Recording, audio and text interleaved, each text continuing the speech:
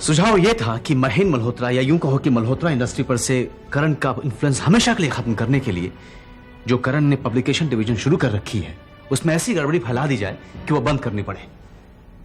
खत्म करवा दीजिए आज ही ऋषभ को, लेकिन आप अपना मकसद भूल जाइए। मकसद हासिल करने के लिए सारी उम्र पड़ी है। ऋषभ की मौत के बाद आपको जो अपनी मंजिल इतनी आसान लग रही है नामुमकिन हो जाएगा। शाह साहब, हमारे होटल साइट का मैनेजर मिस्टर गिरिजा यहाँ आए थे। कह रहे थे कि वहाँ गुंडे लोग ने हमारा काम बंद करवाया है और कह रहे हैं कि जब तक हम उन्हें उनके आदमियों को नौकरी न दे वो हमारा काम शुरू नहीं होने देंगे।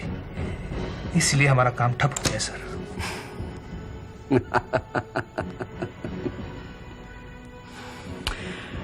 फिक्र मत करो, काम शुरू हो जाएगा।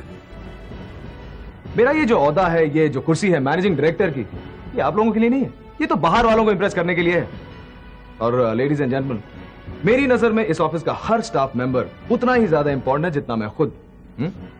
आप लोगों को अलग अलग जिम्मेदारी दी जाएगी और मैं चाहता हूं कि हम लोग सब मिलकर एक परिवार की तरह इस कंपनी की तरक्की में जुट जाएं। तुम्हारी असलियत क्या है मैं सब जानती हूँ। मैंने मुझ पर डोरे डालने की कोशिश की, जब बात नहीं बनी तो फिर रेनू के साथ फ्लर्ट करना शुरू कर दिया। मैं भी सोचती थी एक अनजान डिजाइनर से एक बार मिलने के बाद कोई कैसे उसके घर तक पहुंच जाता है। तुम बहुत घटिया किस्म के इंसान होना चाहिए।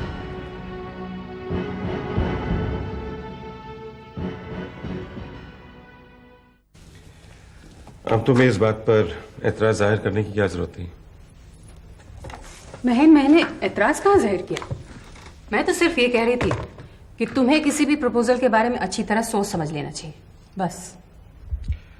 देखो शीला, अगर हर बात पर मुझे इतना गौर करना पड़े, तहकीकात करने पड़े, तो हो गया मेरा काम। महन, एक बात अच्छी तरह समझ लो, नई चीजों के पीछे भागने के बजाय तुम्हें उन चीजों पे गौर करना चाहिए जो तुम्हारे हाथ में है। पहले मल्होत्रा इंडस्ट्रीज को अच्छी तरह संभाल लो, उसके बाद नई चीजों पे हाथ डालो। शीला, मैं दोनों चीजें एक साथ संभाल सकता हूँ। अच्छा बाबा, लेकिन कम से कम उन चीजों पे तो गौर करना शुरू करो जो तुमसे करण करवा रहा है। महन, करण के दिमाग में कब किस वक्त क्या चलता रहता है कोई नहीं बता सकता। शीला, सिर्फ एक टेंडर भेजने की तो बात है ना। It's just one tender application. अब तुम करण को इतना बुरा आदमी भी मत समझो। उसे अपनी गलतियों का एहसास हो गया है। अपनी गलतियां उसने खुद यहां आकर मेरे सामने कबूल की है, यहां तक कि वो तुम्हारी तारीफ भी कर गया है। अच्छा, लेकिन महन, तुम्हें तो मालूम है ना कि कभी कभी तबाही तारीफ के भेस में भी आती है। और ये पैतरा तो वो तुम पे पहले भी आजमा चुका है। सर सर करके वो तो तुम्हारा सर कलम करने की फिराक में था। जिस बात का डर था मुझे, हूबहू वही बात हो रही है। तुम्हारी एक बात क्या साबित होगी सही कि तुम अब मुझे हर बात पर कोई ना कोई ताना जरूर मारोगी। यह मुझे एहसास दिलवाना चाहती हो कि आज मेरी जो भी तरक्की है सिर्फ तुम्हारी वजह से है। महेंद्र मल्होत्रा आज कुछ भी है सिर्फ तुम्हारी वजह से। यही कहना चाहती हो ना? महेंद्र, तुम्हारी ये बातें मेरे दिल में नश्तर की तरह चुभ रही हैं।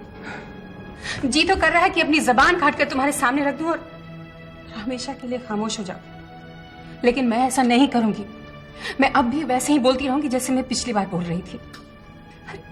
करण गलती करके खुद कबूल कर ले, ये तो उसका किरदार है ही नहीं। महेंद्र वो फिर से कांटों के बीच बो रहा है। मैं कह रही हूं। देखो शीला, मुझे इस बात का पूरा यकीन है, जब आदमी को अपनी गलतियों का एहसास होता है ना, तो उसमें सुधार जरूर आता है। और करण को मैं वो सुधरने का मौका जरूर दूंगा। टेंडर एप्लीकेशन भेजना है वो मैं जरूर भेजूंगा। मैं होटल इंडस्ट्री में कदम रखकर निशी को गलत साबित करना चाहता हूं, and I will do it. ठीक है, तो फिर तुम फिर से एक बार करण की उंगली पकड़कर चलकर देख लो। देखती हूं कहां पहुंचते हो तुम।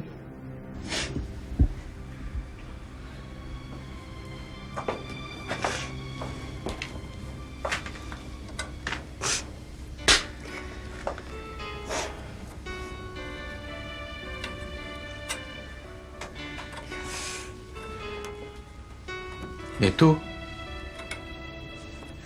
हाय।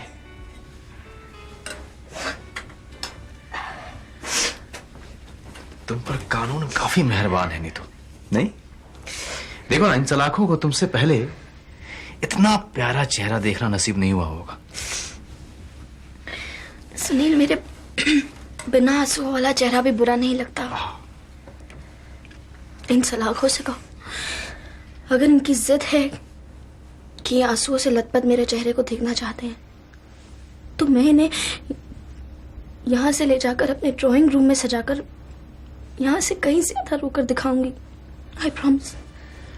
लेकिन मुझे यहां से बाहर जाने दे।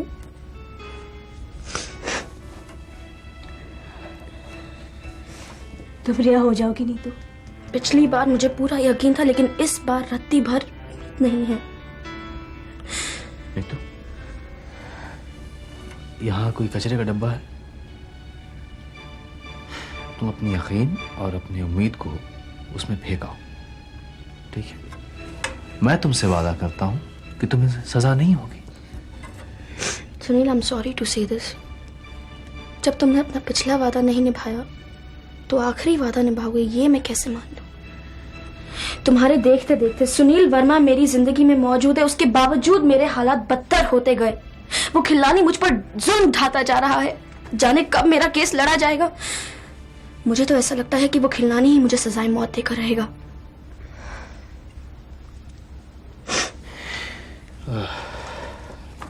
काम तुम इस पे साइन करो। क्या है ये मैं बार काउंसिल में खिल्लानी के खिलाफ कंप्लेन दायर करने जा रहा हूँ। वो या तो जानवर रहेगा या वकील। मैं उसे दोनों एक साथ नहीं रहने दूंगा, ठीक है? कब? नहीं सुनील, मैं इस पे साइन नहीं कर सकती। खिल्लानी मुझे मार डालेगा अगर उसे पता चला कि मैंने ऐसे किसी कागज। मैं जिंदा हूं ना, मरा तो नहीं। यकीन नहीं आता तो मेरा नब्ज देखो, है? अब ये मेरी जिम्मेदारी है नीतू, तो जैसा मैं कह रहा हूं वैसा कर। नीतू, सुनील जानता है वो क्या कर रहा है, साइन कर दो प्लीज।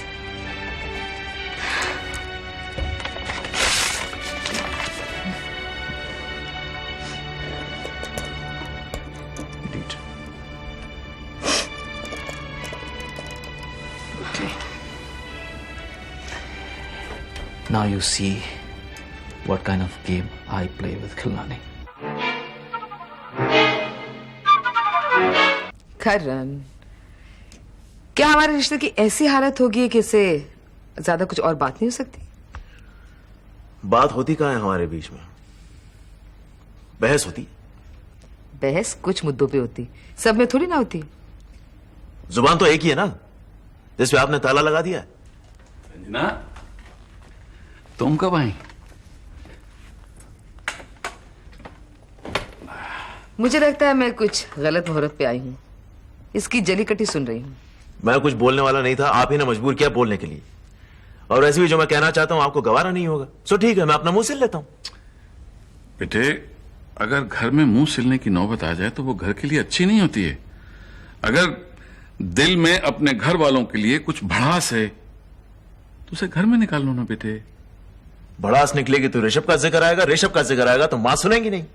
ऋषभ के अलावा तुम्हारे पास बात करने के लिए और कुछ नहीं? फिलहाल नहीं है। अरे छोड़ उसकी बात। रक्षंदा कैसी है? ताजुब होगा मां, इस मुद्दे में भी ऋषभ का जिक्र आएगा। लेकिन ऋषभ और रक्षंदा का क्या लेना देना है? चल रहा है आजकल, काफी कुछ चल रहा है उन दोनों के बीच। चल रहा है? अरे साफ साफ बोल ना।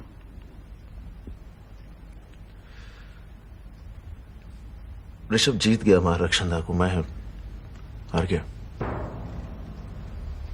ऐसा नहीं हो सकता। यही तो परेशानी है मां। ऋषभ की हर सच्चाई में आपको लगता है ऐसा नहीं हो सकता, लेकिन ऐसा हो गया हमारा। ऋषभ कर चुका। करण बेटे, तुम्हें जरूर कोई गलतफहमी हो गई। तो जाके रक्षंदा से क्यों नहीं पूछ लेते आप लोग? जाके पूछे ना उससे, गलतफहमी दूर हो जाएगी आपकी मेरी और ऋषभ के बारे में। लेकिन करण ऋषभ को इतना कुरेद चुके हैं आप लोग इस जख्म को कि खून टपकने लगा है उसमें से। अपने उस बेटे के माथे पर लगाने के लिए मेरा कितना खून बहाएंगी आप?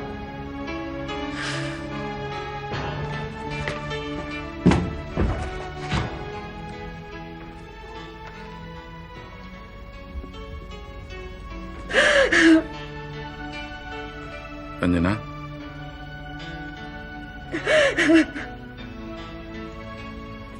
रहने दीजिए, इस मर्ज की कोई दवा नहीं है। कोई भी हमदर्दी इस दुख के लिए बहुत कम है। मैं थक गई हूँ रणधीर, मैं थक गई हूँ। मेरे दोनों बेटों की दुश्मनी के बीच में मेरी ममता पिस गई है। तुम्हारी जिंदगी को और उलझाने का कसूरवार मैं हूं रंजना। मुझे तुम्हारी जिंदगी में लौट कर आना ही नहीं चाहिए था। और अब किसी दिन बिना बताए मैं यहां से भाग जाऊंगा। आपको जाने के लिए कोई जगह तो है ना, लेकिन मैं यहां ही अपने दोनों बेटों के बीच में कच्चे पक्के पुल आखिर तक बनाती रहूंगी।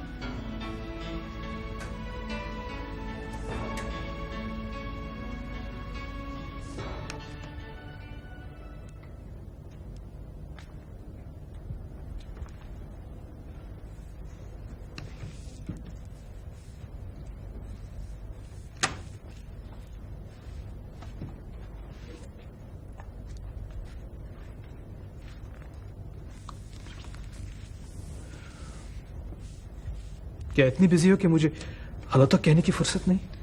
फुर्सत बहुत है राजीव, लेकिन हम दोनों ने आपस में जो अंडरस्टैंडिंग की थी उसमें हेलो बोलने की भी गुंजाइश नहीं है। हेलो तो हम एक अजनबी को भी कह देते हैं निशी। हाँ ये बात तो सही है, लेकिन अफसोस ये है कि हम दोनों अब अजनबी नहीं हैं।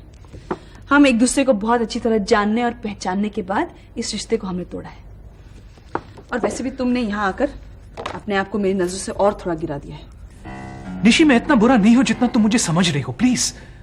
मैं समझती हूँ ना, तो ठीक है, ये मेरी नासमझी है और ये रिश्ते की बदकिस्मती है। निशी प्लीज मुझे अपने आप को बेगुनाह साबित करने का मौका तो दे दो। मैं तुम्हें एक भी मौका नहीं दे सकती राजीव। और वैसे भी यकीन मानो, तुम्हारे बिना मैं ज्यादा सुकून से हूं। हम दोनों का रिश्ता इतना उलझ गया था कि एक फांसी के फंदे की तरह लगने लगा था।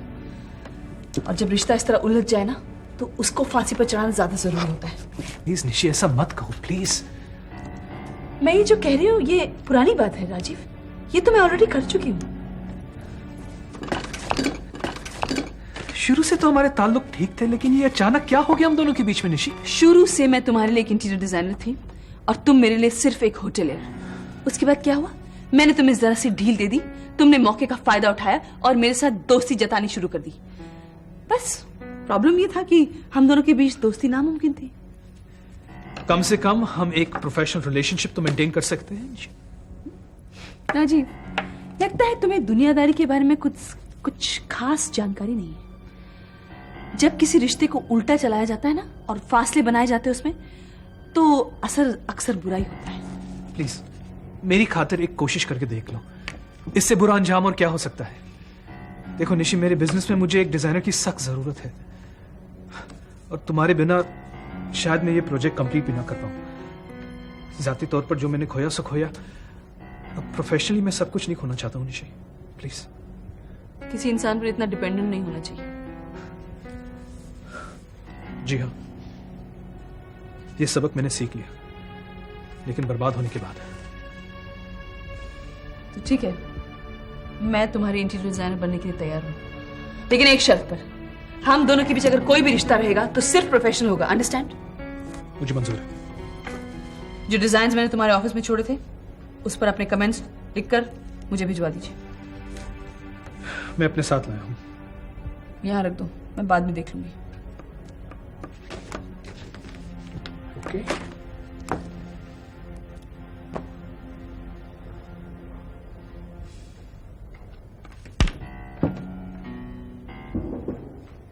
Come in.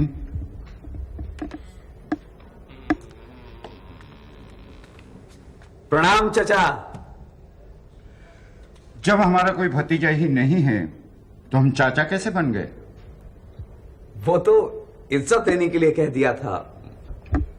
देखिए, वैसे ही बहुत इज्जत है हमारी, इसलिए आपको वो देने की जरूरत नहीं है। और हां, इसके पहले कि आप कोई बात शुरू करें, आपको ये बता दिया जाए कि यहां बेमतलब की बात मत कीजिएगा, क्योंकि अगर हमारे पास कुछ नहीं है तो वो है वक्त। इसलिए आप हमें जल्दी फुर्सत देकर चाहे तो वक्त दे सकते हैं। जी मेरा नाम एडवोकेट बंसल है। आपके खास दोस्त सक्सेना साहब के साथ आपसे मिला था, आपको याद आया होगा। अब इस उम्र में डॉक्टर सक्सेना हमें याद है, यही बड़ी बात है। आप अपनी बात कीजिए, आप किस कारणवश यहाँ आए हैं? हाँ, आपके दर्शन करने चला आया था। अरे दर्शन करने थे तो बाहर तस्वीर टंगी हुई है, वहीं से दर्शन करके निकल जाते। यहाँ कहाँ चले आए? नहीं, सोचा कि आपसे मिल भी लूं और आपका आशीर्वाद भी ले लूं। आशीर्वाद चाहिए तो मंदिर चले जाइए, अंदर आने की क्या जरूरत थी? पांडे जी, थोड़ी आत्मीय बात करने का दिल कर रहा था। देखिए, ये वकीलों की तरह घुमा फिरा कर बात मत कीजिए। आपके पास बेकार बातें करने के लिए वक्त हो सकता है, हमारे पास बेकार बातें सुनने के लिए वक्त नहीं है। आप तो नाराज होने लगे पांडे जी। नाराज हम दिग्गजों से होते हैं, आप जैसों से नहीं। आप जा सकते हैं। लेकिन आपसे कुछ खास बात करनी थी पांडे जी। अरे तो कहिए ना, इधर उधर की क्या हाँक रहे हैं? वो दरअसल मैं बॉम्बे से अपने client mister Mahen Malhotra, Malhotra industries वाले मिस्टर मल्होत्रा की तरफ से आया हूं। वो टूरिज्म डिपार्टमेंट ने होटल रिजॉर्ट खोलने के लिए जो टेंडर्स प्राइवेट सेक्टर से मांगे हैं, उस सिलसिले में। तो भर दीजिए टेंडर, उसमें सिलसिला क्या ढूंढ रहे हैं? भर दिया है। टेंडर भर दिया है ना, तो नतीजा निकलने में अभी थोड़ा वक्त है, और नतीजा खुद ब खुद आपके सामने आ जाएगा। पांडे जी, आपकी थोड़ी कृपा दृष्टि हो जाती तो हम लोगों का जीवन भी संवर जाता। देखिए, अब मैं जिंदगियां संवारने वाला ब्यूटिशियन तो हूं नहीं। और मुझे तो अभी तक यह समझ में नहीं आया कि आप यहां आखिर आए क्यों हैं। वो थोड़ा सा ध्यान आप दे दें पांडे जी, तो वो टेंडर हमें मिल जाएगा। तो आप मुझसे सिफारिश चाहते हैं? नहीं नहीं, सिफारिश नहीं चाहते हैं। वो मिस्टर महेन मल्होत्रा और मैं एक सिलसिला बनाना चाहते हैं। कैसा सिलसिला? दोस्ती का। वो कुछ ऐसा होगा कि अगर वो टेंडर हमें मिल जाए तो हम 1 करोड़ रुपया आपके ट्रस्ट को समर्पित कर देंगे। समझ गया, आपका इरादा बिल्कुल समझ गया। तो आप हमें रिश्वत देने की बात फरमा रहे हैं।